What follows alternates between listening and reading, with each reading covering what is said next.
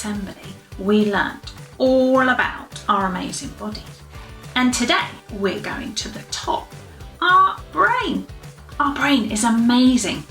It is the organ in our body which controls every movement. Those we make happen, such as walking, and those that happen anyway, such as our heart beating.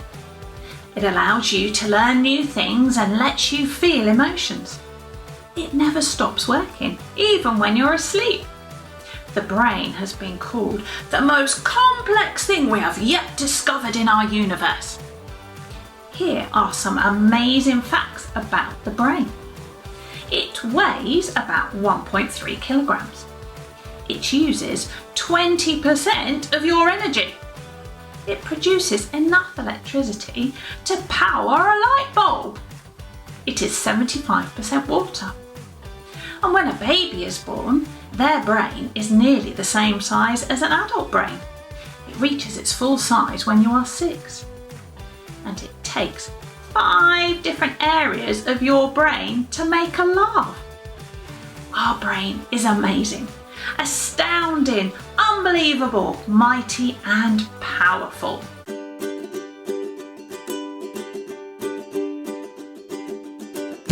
And welcome to our quiz on the brain.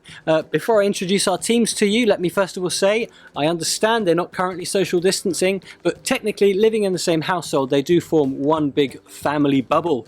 Just to be safe though, I've asked them not to breathe whatsoever, and they will be giving their answers with the help of one of these. So we have Team Dog, lots of woof in that team I have to say. Mr. and Mrs. Bird, hopefully bird brains won't be the matter of the day for these two.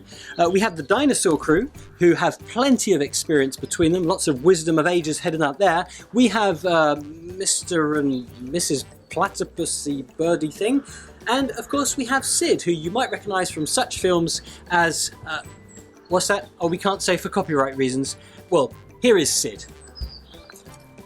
So, first of all, what is meant by the expression, her head is in the sand?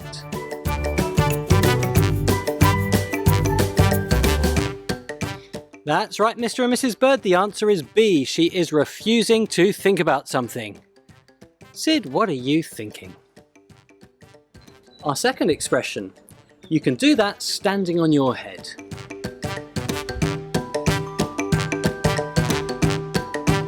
Yes, Madam Dinosaur, you clever girl. You can do that very easily. He has an open mind?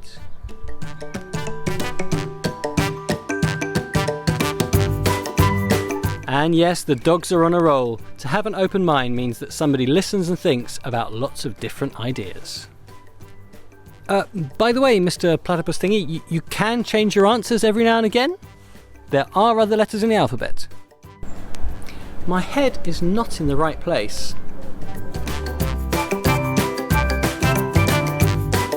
Well, I don't believe it, Mr. Platypus. Your strategy has paid off. The answer is indeed C. You're finding it hard to think about something, which somehow seems to apply to you very well. Sid, yes, I suppose your head is on upside down, but that is not the correct answer. Okay, folks, one last question. She has a cool head.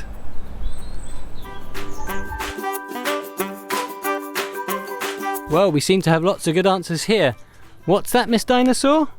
It's a lesson your husband has had to learn. I quite understand. We seem to have lost Sid's interest altogether. Or, wait a minute, Sid? Could that be your answer? That does look a bit like an A. What do you think, assistant? Is that an A? Maybe. Well, the answer is A. She has a cool head.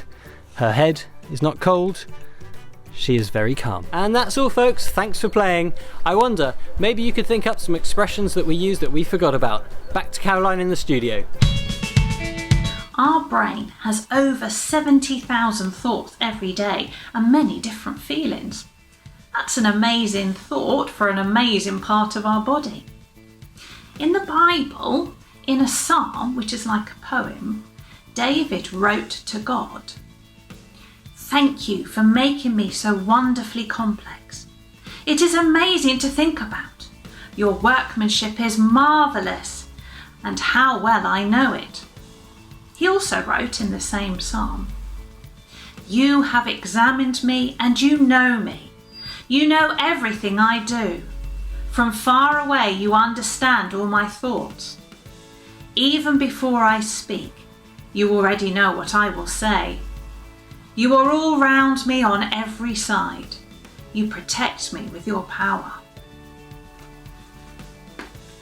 Christians believe, as David did, that his and our feelings and thoughts are really important to God, and that he knows what we are thinking and feeling. Our Bible reading today are the thoughts of King David's son Solomon. The reading is from the book of Ecclesiastes, chapter 3. Everything that happens in this world happens at the time God chooses. He sets the time for birth and the time for death. A right time to sow seeds in the ground and a good time to reap. A time to pull things down and a time to build. There's a time to be sad and a time to be happy. A time for sorrow and a time for dancing. A time to hug and a time to be alone.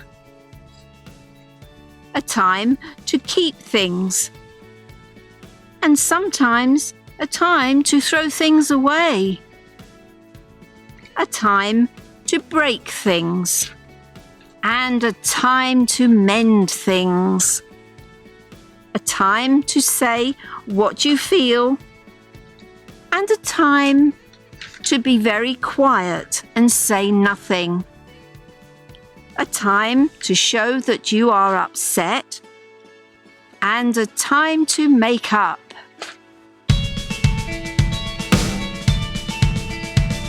Did you notice that each line in our Bible story is made up of a pair of opposite doing words?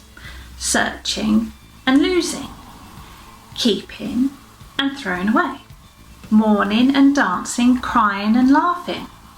Some things seem good and others not so good, but each matters and has its own time.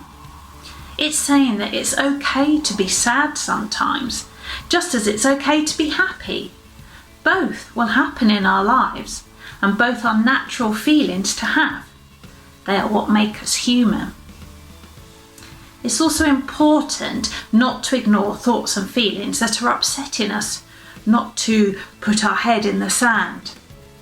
In the Bible, it says, peace of mind makes the body healthy. How our mind is affects the health of all of our body. It's always good to share our thoughts and feelings, but especially when they are not helpful to us, when we feel our mind is all over the place. There are always people who will listen to you and help you, so make sure you head straight to them. Our Bible story today talks about a time for everything in our lives. You could think of it a bit like a feelings clock, like this one here, with different times or feelings on it. I wonder what time or feeling you are in at the moment. I wonder if you like being in that time or feeling, or if you would like to be in a different one. What could you do to change that time? Who could help you?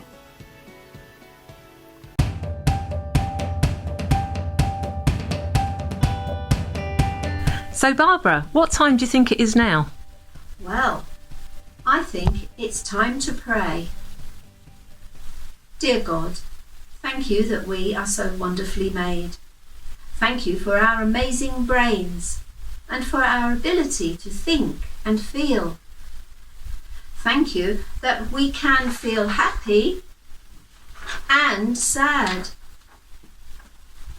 Help us to share our thoughts and feelings instead of ignoring them. And thank you for the people that we can share them with. Amen.